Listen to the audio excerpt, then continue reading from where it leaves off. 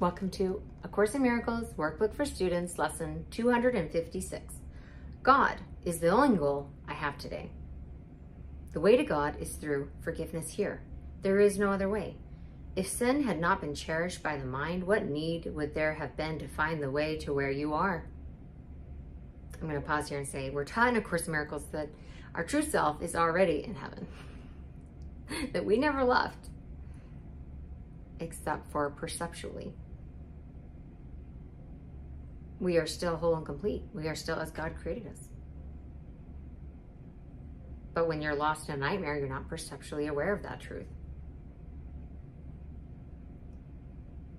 So I love the reminder here of what need would there have been to find the way to where you are, unless you are perceptually lost in a nightmare. Who would still be uncertain? Who could be unsure of who he is? And who would yet remain asleep in heavy clouds of doubt about the holiness of him whom God created sinless? Here we can but dream.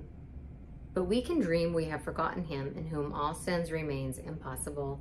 And it is this we choose to dream today. God is our goal. Forgiveness is the means by which our minds return to him at last. And so, our Father, we would come to you in your appointed way. We have no goal except to hear your voice and find the way your sacred word has pointed out to us. Wow, this is about letting go of competing desires. We've learned previously in Workbook for Students that you can be happy or right, but you can't be both. Because it's the ego that demands that it's right and everyone else is wrong. It's not the soul. The soul understands that there are many different perspectives and different angles and different ways that people see reality.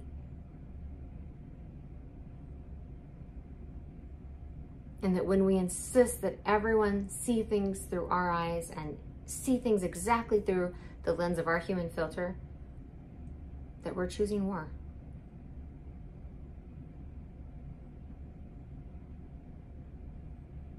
We're choosing grievance. To choose happiness is to let go of the ego's need to be right. Now, of course, there is wise discernment. But wise discernment is compassionate, and it can say, that's not right for me. That's not my truth. That's not my reality. But it doesn't take that next step into judgment of you're wrong, you're bad. I don't know. I don't know if someone is wrong or bad. Subjectively or objectively, I don't know. Because I'm not responsible to control, fix, or change anyone other than me. And the best way to change,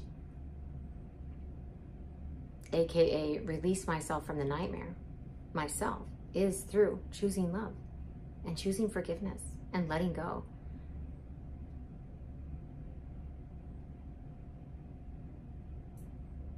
And no longer trying to get the mote out of someone else's eye, and instead focusing on the beam in my own eye. No one ever bullied someone else into heaven. But they can certainly lead the way.